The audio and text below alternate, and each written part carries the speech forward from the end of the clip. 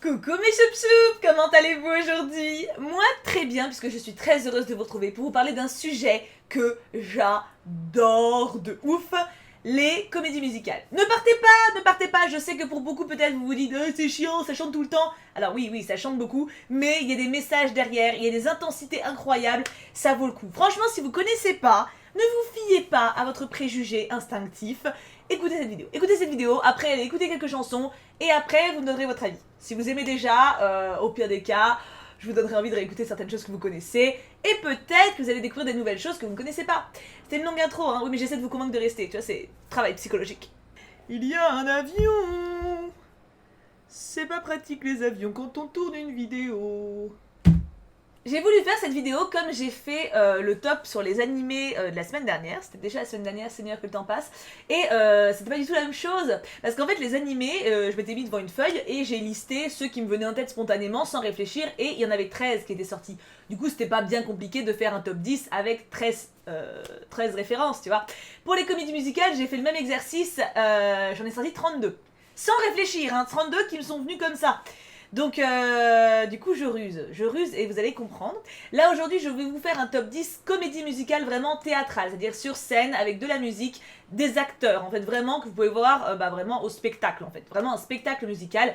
Et je ferai plus tard, alors pas la semaine prochaine, hein, mais dans quelques temps, je sais pas quand, une autre vidéo de ce genre-là pour vous parler des films musicaux, type West Side Story ou Grease, typiquement. Mais là, aujourd'hui, c'est comédie musicale sur scène, et ça a déjà été extrêmement difficile de n'en tirer que 10. Installez-vous, vous allez découvrir peut-être un univers que vous ne connaissez pas et dans lequel je pense vous allez prendre beaucoup de plaisir. Bien sûr, je compte sur vous pour me faire également votre petit top personnel, si jamais vous connaissez avec vos références à vous, et si vous ne connaissez pas, dites-moi simplement s'il y a quelques refs dont je parle dans cette vidéo qui vous tentent dans les commentaires. J'adore savoir que je vous passe un petit peu de mes passions. Alors je précise que c'est mon top du moment maintenant, hein, ça n'a pas été toujours ça, c'est en fonction des dernières découvertes, c'est vraiment ma phase du moment qui est comme ça. Ça se trouve dans 2 semaines, mon top sera différent, hein, c'est voilà, c'est à l'instant T. Je commence avec mon numéro 10, que vous ne connaissez sans doute pas, voire vous ne devez pas être nombreux à connaître, c'est Avenue Q. J'ai eu la chance de voir ce spectacle en français à Paris, il a été traduit très brièvement pendant quelques mois, enfin très brièvement tout est relatif, enfin voilà, quelques mois il a été joué en français à Paris. C'est un spectacle génial, c'est avec des marionnettes, type Muppets en fait, assez, comment dire ça, vulgaire, trash. Alors vous pouvez le trouver sur YouTube en anglais, pas les images mais les chansons. Mais sur scène en français, en tout cas, ça a été un excellent moment que j'ai pu passer. J'y ai traîné tous mes potes. À la base, j'étais allée avec Kim, du coup, et il me semble mon beau-frère et un ami, et on y a ramené tous nos potes à tour de rôle. Je crois qu'on allait le voir 3 fois. Enfin, encore une fois, si vous parlez bien anglais, de toute façon, ça doit être trouvable avec les sous-titres. Mais c'est très moderne, en fait. C'est l'histoire d'un mec qui arrive dans une résidence et il essaie de trouver une raison d'être heureux, il essaie de trouver le bonheur en fait tout simplement dans sa vie quotidienne. Ils ont des emmerdes pas possibles, il y a beaucoup d'humour assez noir, assez grinçant mais en même temps très drôle. Il y a une chanson qui parle du racisme, il y a une chanson qui parle de l'intolérance, il y a une chanson, enfin il y a des chansons très actuelles en fait et en même temps c'est actuel, c'est sérieux et c'est humoristique, c'est super bien dosé, c'est très adulte et ouais, c'est pas pour les gosses. Clairement, enfin, je me rappelle que le spectacle à Paris, des gens avaient amené leurs enfants et clairement, ils avaient pas lu le programme en fait, c'est pas possible. Enfin, genre, il y a vraiment beaucoup de blagues de sexe. Il y a carrément une chanson sur l'importance du sexe, enfin de kiffer le sexe plutôt quand tu le pratiques, de pas te forcer, de communiquer par rapport à ça. Et pendant la chanson, tu vois les marionnettes qui copulent, tu vois, enfin voilà. Et genre avec des bruitages et tout, donc dans la salle, les gosses. C'était compliqué, mais voilà, je le mets en top 10, enfin je le mets tout en bas parce que ça fait très longtemps du coup que je l'ai pas vu, mais il m'a laissé une telle impression. De temps en temps je me réécoute certaines chansons parce que du coup j'ai eu la chance de les découvrir en français, mais je les trouve qu'en anglais, mais ça restait quand même une très belle expérience. Et sur scène, une de mes plus, bon pas une de mes plus jolies, mais une des plus, comment dire ça, une de celles à laquelle je me suis le plus identifiée. Parce qu'à la fin il te donne le secret pour être heureux au quotidien, et j'attendais cette réponse, et elle m'a plu. En numéro 9, là je pense qu'il y aura beaucoup plus de connaisseurs et de connaisseuses, Le Roi Soleil, la comédie musicale qui a permis de connaître Emmanuel Moir et Christophe Maé, hein, parce que de base ils viennent de là. J'adore cette comédie-là. Alors déjà moi je dois avouer que j'ai un gros faible pour les comédies musicales historiques qui te permettent de te connecter un petit peu à quelque chose qui s'est passé il y a longtemps, de connaître davantage la vie de certaines personnalités qui ont existé. C'est le cas également, je l'ai pas mis dans le top, mais pour 1789, Les Amants de la Bastille, je crois. Bon, c'est très romancé, mais il y a quelques chansons que j'ai quand même dans ma playlist aussi, mais il est pas dans mon top 10. Bon, il y en a plusieurs comme ça que j'ai pas mis dans le top 10, qui étaient cool, mais pas assez pour moi. Mais Le Roi Soleil, il rentre totalement. Je pense que c'est une très bonne amorce en fait pour s'intéresser un petit peu à sa vie, parce que Louis XIV, ça a vraiment été un roi qui est une légende actuellement, enfin en tout cas pour ceux qui s'intéressent un petit peu à l'histoire. Bon, déjà par rapport à ses amours, parce que le gars il a copulé avec toutes les nobles de sa cour, mais il a surtout eu 3 femmes qui ont joué un rôle très important dans sa vie. Ces 3 femmes sont présentes dans la comédie musicale et du coup, forcément quand le spectacle est fini, vous les connaissez un peu mieux. Et ça ne peut que vous donner envie, je pense, de creuser davantage, peut-être pas de lire des biographies, mais en tout cas de lire des trucs sur elle, de connaître un petit peu, de gratter un peu plus. Mais c'est un roi voilà qui a eu une vie incroyable, très très dense, très très riche, qui a fait énormément de choses. Et cette comédie musicale le met vraiment à l'honneur et je pense brosse un portrait assez complet et assez large de la vie de l'époque en fait. Les chansons sont superbes, les chorés sont très belles, les costumes sont sublimes. Tout est là en fait, tout est là.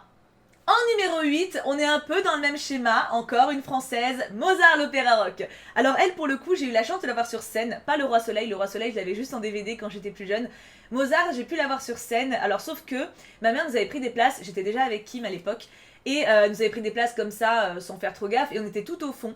Et le truc c'est que la salle elle était overblindée de gens qui étaient super fans, et donc tout le monde chantait les chansons etc. On n'a rien compris aux paroles, parce qu'en fait avec Kim on y est allé, on n'avait jamais écouté aucune chanson. Et du coup on était en mode ok ça a l'air bien, enfin on entendait juste la musique, enfin c'était vraiment pas optimal comment on était placé. Et c'est en sortant de la comédie musicale, donc sur scène, que du coup j'ai pas spécialement savouré, c'était un peu... Ça avait l'air cool tu vois, mais je comprenais rien, enfin je comprenais le sens de l'histoire, mais les mots, enfin les dialogues et tout, on était trop loin et je vous dis il y avait un tel bruit. Donc c'était un peu dommage comme expérience et par contre en sortant j'ai écouté les chansons. J'ai écouté plusieurs fois les chansons et encore maintenant c'est souvent un album que je me mets quand je passe quand je fais du ménage, quand je fais du coloriage, quand j'ai envie d'avoir une musique en fond. C'est un album super, les chansons sont géniales. Il y a des chansons aussi bien mouvementées et avec un très bon rythme que des très belles chansons à texte qui te permettent de te poser, de réfléchir. Il y a une grande intensité dramatique qui joue dans beaucoup de dialogues, dans beaucoup de chansons.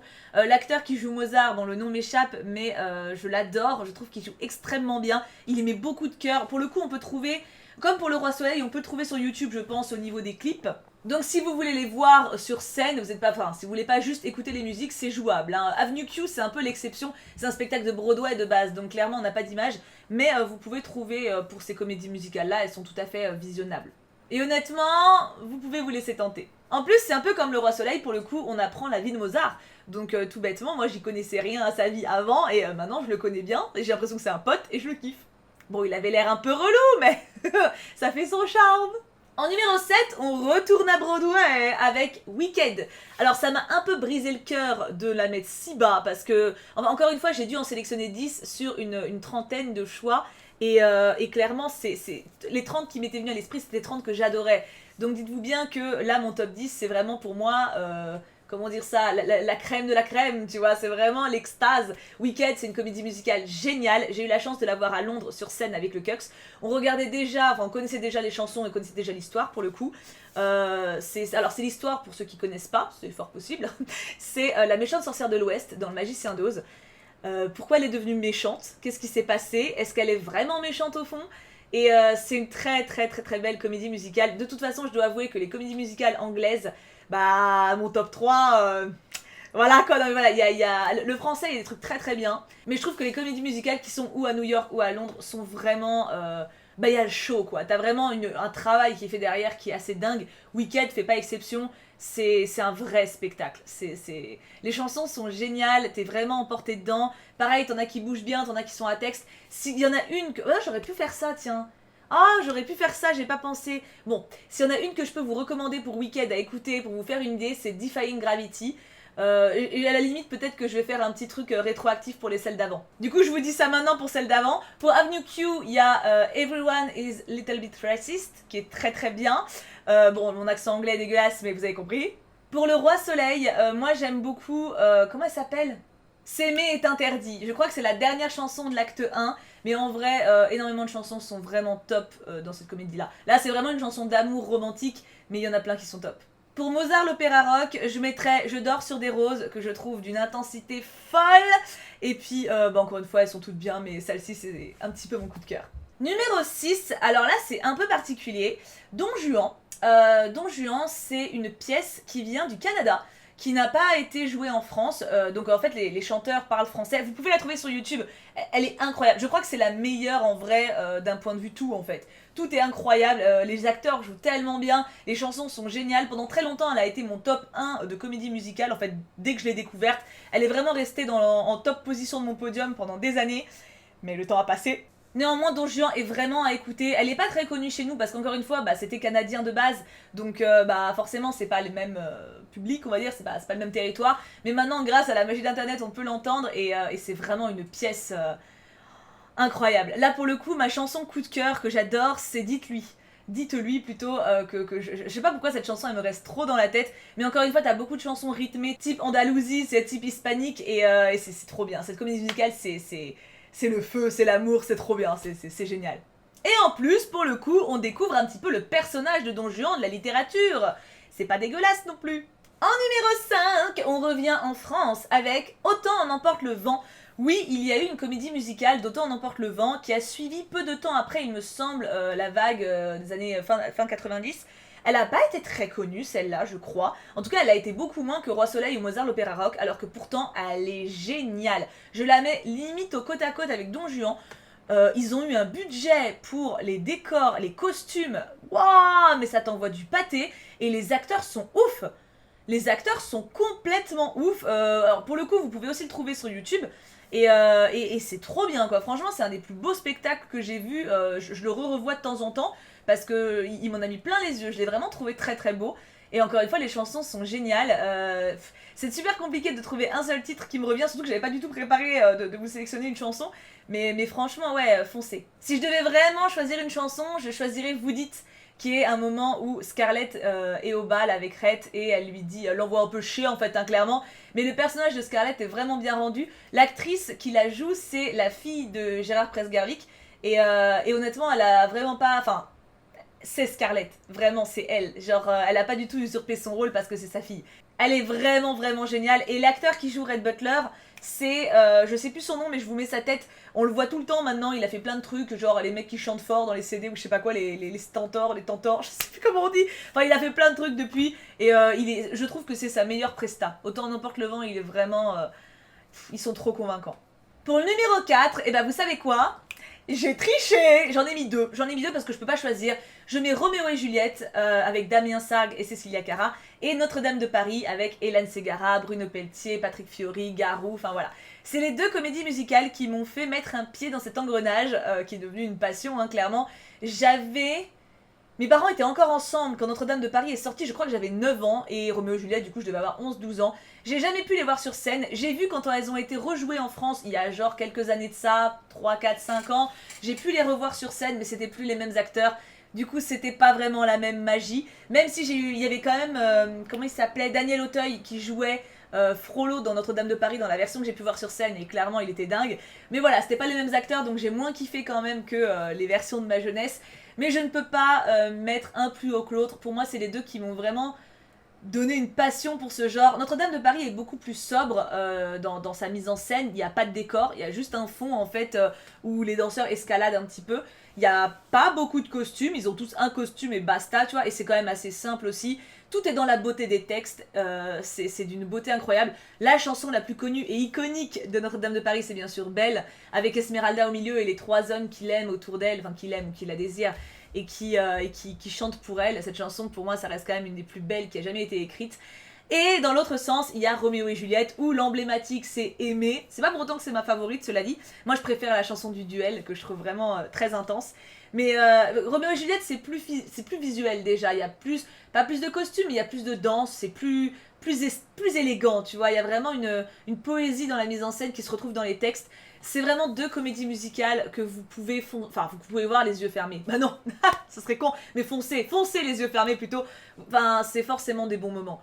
Et puis comme ça, vous connaissez les œuvres classiques aussi, mine de rien. Notre-Dame de Paris, pour le coup, c'est la version d'Hugo. C'est pas romantique comme le Disney, tu vois. C'est pas mignon comme le Disney, c'est la vraie fin. Pareil pour Roméo et Juliette, vous avez la vraie fin, vous avez l'œuvre de Shakespeare en fait sur scène. Et si vous êtes un petit peu intéressé par les études littéraires, c'est très intéressant également de voir justement une adaptation, comme quand on regarde un film par rapport au livre en fait. La comédie musicale c'est un autre biais, et c'est vraiment des adaptations super super cool à voir. Ils ont pris des directives qui étaient très intéressantes, et ouais non, j'ai vraiment kiffé. C'est vraiment, pour moi, ouais, les deux piliers de mon enfance qui m'ont fait mettre le doigt dans l'engrenage que je n'ai jamais lâché depuis quoi. Pour Notre-Dame de Paris, je vous ai dit Belle, mais il y a aussi Les oiseaux qu'on met en cage, qui moi est ma chanson préférée de la pièce. Et pour Roméo et Juliette, c'est Aimer l'emblématique, mais encore une fois, le duel, elle est vraiment classe. On arrive à mon top 3 qui pour le coup est assez récent. En numéro 3, je mets Le fantôme de l'opéra, que j'ai eu la chance de voir sur scène, à Londres, avec le Cox. C'était waouh, c'était complètement dingue. Et alors, pour le coup, j'ai découvert la pièce par le film, parce qu'il y a un film qui est sorti depuis très longtemps, qui existe avec les chansons de la comédie musicale, donc pour le coup, il rentrerait dans la seconde catégorie de vidéos que je veux faire, mais moi je vais vraiment vous parler de la version sur scène, même si c'est les mêmes chansons, mais c'est vraiment une pièce incroyable. Si vous avez l'occasion de voir le film, n'hésitez pas, il y a plein d'extraits également de shows qui sont sur YouTube, mais l'histoire est d'une romance et d'une intensité, et c'est beau. Pour le coup, moi le moment que je préfère, c'est quand la Miss elle est sur scène à la fin et qu'elle essaie de piéger le fantôme. Et il y a une chanson à ce moment-là, The Point of No Return, qui est la reprise, qui est waouh.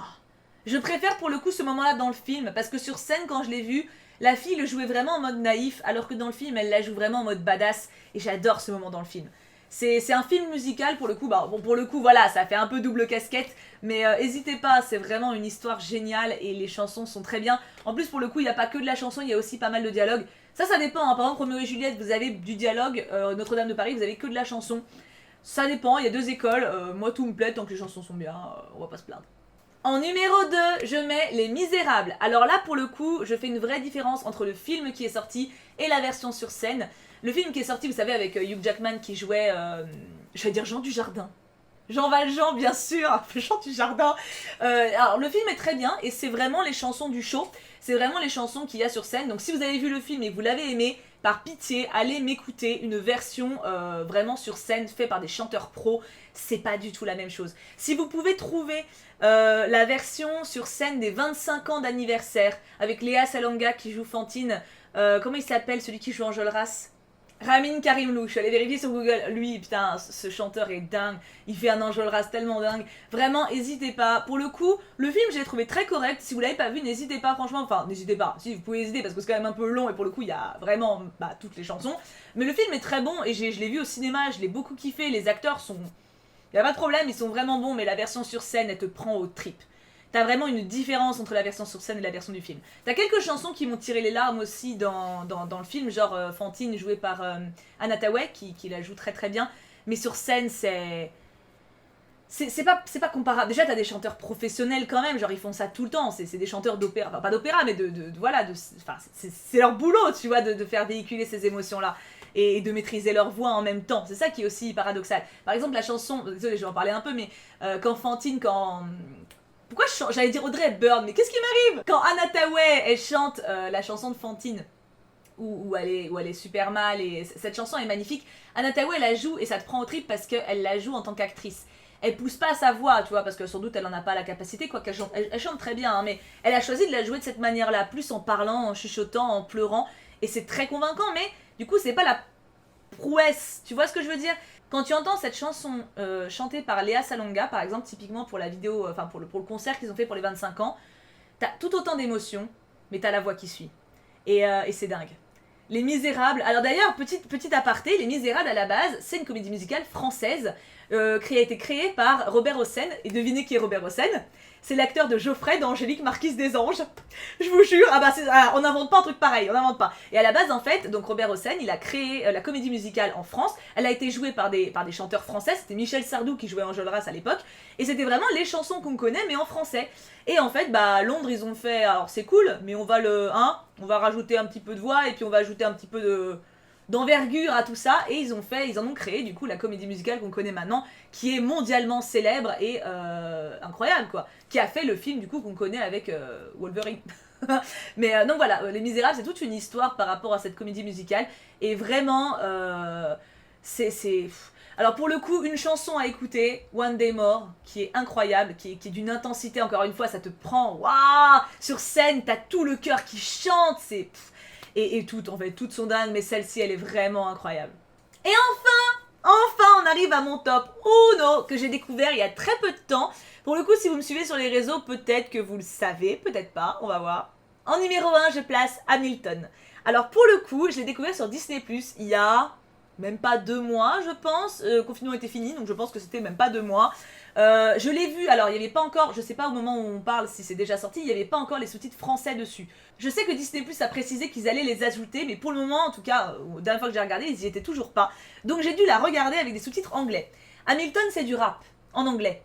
Il parle vite, il parle très vite. J'ai rien bité. J'ai rien. Enfin si, un peu, genre parce que tu vois quand le mec il est vénère ou quoi, mais je comprenais que dalle. Donc la première fois que je l'ai vu en 4 fois une demi-heure, parce que ça dure 2 heures à peu près, ou un peu plus qu'une demi-heure, enfin vous avez compris. Première demi-heure, j'étais pas emballée. On avait fait pause avec le Cux du coup, parce qu'il regardait avec moi, on était en mode ouais, bon, on comprend pas tout, c'est un peu speed, etc. Deuxième demi-heure, ah bon, ça commence à m'intéresser. Et les 2 dernières sont passées toutes seules. Et maintenant, elle fait partie de mes comédies musicales favorites. Je l'écoute tout le temps. Bah, si vous êtes sur Discord, vous voyez, parce que j'ai connecté mon Spotify avec Discord, je l'écoute non-stop en fait. C'est d'ailleurs une chanson qui s'appelle Non-Stop, qui est excellente. Mais c'est une comédie musicale. Alors, honnêtement, il faut s'accrocher. Je le vois un peu comme certains romans, tu vois. Il faut s'accrocher un peu au début pour pas être largué. Mais ça, tu es récompensé fois 10 000. Je trouve que c'est une comédie musicale qui te pousse à avancer dans ta vie, qui te fait dépasser tes peurs, qui te fait dépasser tes angoisses et qui te fout un coup de pied au cul de ouf quand on a besoin. Moi, ma chanson favorite qui m'a fait vriller en fait du côté oh j'adore, c'est Satisfied, qui est chantée par Angelica, donc la belle-sœur de... Parce que oui, parce que je vous explique un petit peu ce que c'est. Hamilton, bah ça parle de Hamilton, voilà tout simplement, le secrétaire de Washington, qui a géré, enfin qui a participé à la révolution des États-Unis, qui les ont fait passer en état libre. Et cet homme était incroyable, et cette comédie musicale justement le met en avant et explique un peu sa vie. Et donc il s'est retrouvé marié avec une femme qui s'appelle Elisa. Déjà si je vous dis ça, vous serez moins largué que moi quand j'ai découvert, parce que moi j'ai découvert, je connaissais que dalle. Hein. Et en fait Elisa a une sœur qui s'appelle Angelica, et Angelica fait une chanson, enfin elle en fait plusieurs, mais une chanson particulièrement dans cette comédie musicale qui s'appelle Satisfied. Et quand j'ai vu cette chanson sur ma télé, déjà j'ai eu les larmes aux yeux, et là je me suis dit, ça va me marquer. Ce que je vois là, ce que je suis en train de découvrir, je vais l'avoir dans mon cœur pour longtemps. Et c'est vrai. Et en fait maintenant, il y a une chanson que j'aime pas trop. Vraiment, hein, il y a une seule chanson sur les 2 actes entiers que quand je l'écoute, je fais oh non, celle-là je m'en fous. Une seule. Toutes les autres, dès que je les entends, je fais ah ouais. T'as des moments tellement satisfaisants. Tellement incroyables. Et pour le coup, je vous dis Satisfied en chanson, pour moi, au-dessus du game. Mais vraiment, t'as plein de successions de chansons qui te prennent aux tripes. Et putain, quand je les écoute, bon, je dis un gros mot, mais c'est parce que quand je les écoute dans la rue, quand je marche, j'ai l'impression que je peux renverser le monde. Quand je suis toute seule devant mon écran et que je suis en train de travailler en même temps, genre mes miniatures ou quelque chose que j'écris ou quelque chose comme ça, je me dis waouh, mais je peux tout faire en fait. C'est une chanson qui te donne, enfin c'est une comédie musicale qui te donne la force d'avancer. C'est pas la seule, en soi je pense que toutes celles que j'ai citées elles ont des chansons comme ça, genre Defying Gravity de Wicked, c'est ça aussi, ça veut dire que bah, tu défies la gravité, tu avances par toi-même, tu te libères de tes chaînes, toutes les comédies musicales elles ont des chansons comme ça à des moments tu vois, et en général One Day More pareil, Les Misérables, ça doit être un petit peu ça qui me parle, Les Misérables c'est aussi ça, One Day More c'est un jour de plus, avancer, continuer à avancer, Hamilton c'est ça 99% des chansons. C'est une putain de claque au niveau de ta motivation, au niveau aussi de ta confiance en toi, au niveau de ce que t'es prêt à faire dans ta vie, au niveau de te dépasser. Quand ça va mal, tu peux toujours avancer et cette comédie musicale, elle est... En plus de ça, franchement, les mecs qui chantent, ils ont un talent. Ils ont un talent, mais c'est... Tu sens qu'ils s'amusent quand ils sont sur scène, tu sens qu'ils kiffent. C'est beau, c'est grand, c'est... Voyez-le, franchement voyez-le. Si vous avez Disney+, c'est dessus en qualité de ouf. Si vous l'avez pas, ça va être plus compliqué de trouver les extraits visuels. Pour le coup, il y en a pas. Encore une fois, tout ce qui est Broadway, à part ce qui est filmé dans le public, il n'y a pas. Donc ça, c'est un peu chiant. Vous pouvez trouver sur Spotify juste la comédie musicale audible, tu vois, mais vous n'avez pas les visuels. Donc je pense que c'est quand même bien de pouvoir la voir en vrai. Si vous n'avez pas Disney+, essayez de taxer un compte à quelqu'un, mais c'est un grand moment. C'est vraiment un grand moment. Et quand je l'ai vu, je vous dis, j'ai eu ce moment de déclic où je me suis dit, j'ai un nouveau truc qui compte dans ma vie qui va m'apporter quelque chose. Et c'était super satisfaisant. Et j'ai fini! Alors, est-ce que je vous ai donné envie de découvrir un petit peu ce genre? Je sais que le genre comédie musicale sur scène, ça fait peur à beaucoup parce que il y a beaucoup de chansons, c'est à la Disney. D'ailleurs, vous noterez que je n'ai mis aucun Disney alors que j'ai quand même vu Le Roi Lion, La Belle et la Bête, enfin les Disney sur scène en comédie musicale sont vraiment vraiment bons. Mais voilà, je pouvais pas tout mettre, donc je les ai pas mis, je me suis dit que bon, on connaissait déjà Disney, que c'était un peu biaisé, j'ai voulu partir vraiment sur d'autres genres, enfin d'autres trucs un peu moins connus pour certains. Est-ce que je vous ai donné envie d'en découvrir un petit peu? Est-ce que si vous connaissez déjà, ma vidéo vous a semblé pertinente? Est-ce que je vous ai fait découvrir des titres que vous connaissez pas? Est-ce que j'ai parlé de titres que vous aimiez déjà? Je veux tout savoir. Je veux tout savoir parce que, en vrai, les comédies musicales, c'est une passion chez moi, dont en fait j'avais jamais parlé. Bah, je sais pas pourquoi, parce que ça vient pas facilement dans les conversations. Tu parles de cinéma, ok, tu parles de livres, ok, mais un genre précis comme ça, jamais.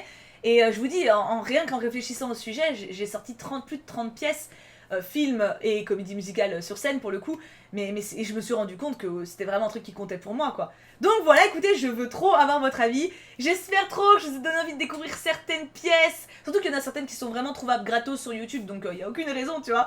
Mais j'espère, je croise les doigts. N'hésitez pas à me dire également si vous voulez vraiment, du coup, la seconde partie où je parlerai des films musicaux. Encore une fois, type Grease ou West Side Story, pour les plus connus, mais il y en a aussi des moins connus, et c'est aussi ça qui m'intéresse un petit peu, je dois dire. Mais voilà, n'hésitez pas à me dire, je pense que je la ferai de toute façon, dans quelques temps, mais si je peux savoir un petit peu votre ressenti par rapport à ça, ça m'aidera quand même aussi à savoir. Je vous fais tout plein de gros bisous, on se retrouve dès demain pour Idols. Je vous aime très très fort, passez une très bonne fin de journée. Plein de bisous à tous.